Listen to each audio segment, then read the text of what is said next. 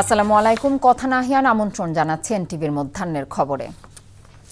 পরিবারের সঙ্গে ঈদ উদযাপন শেষে রাজধানীতে ফিরছে নগরবাসী। ভোর থেকে নৌ সড়ক ও রেলপথে ঢাকামুখ যাত্রীদের উপচে পড়া ভিড় দেখা যায়। ট্রেনে ভোগান্তি না থাকলেও লঞ্চে বাড়তি ভাড়া নেওয়ার অভিযোগ করেছেন যাত্রীদের অনেকেই। নূর হোসেনের রিপোর্ট।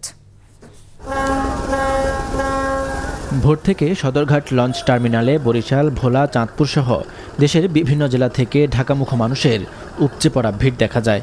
আপনজনের সঙ্গে ঈদের আনন্দ ভাগাভাগি শেষে জীবিকার তাগিদে এই নগরীতে ফিরছেন সবাই। যাত্রাপথে তেমন ভোগান্তি না থাকলেও সিন্ডিকেট করে লঞ্চের বাড়তি ভাড়া আদায়ের অভিযোগ করেছেন যাত্রীদের কেউ কেউ।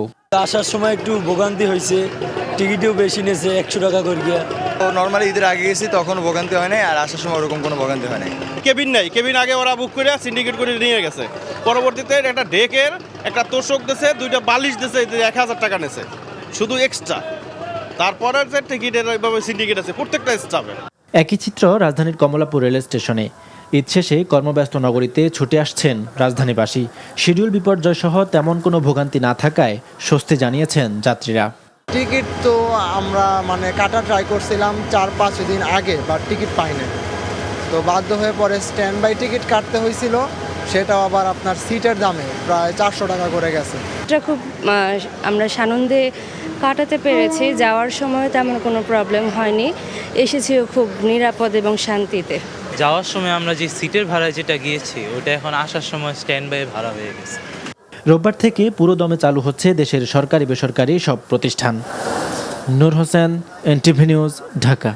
সনাতন ধর্মাবলম্বীদের সবচেয়ে বড় উৎসব মহাতীর্থ স্নান উৎসব শুরু হয়েছে। নারায়ণগঞ্জের বন্দর উপজেলার লাঙ্গলবন্ধে এই উৎসব শুরু হয়েছে।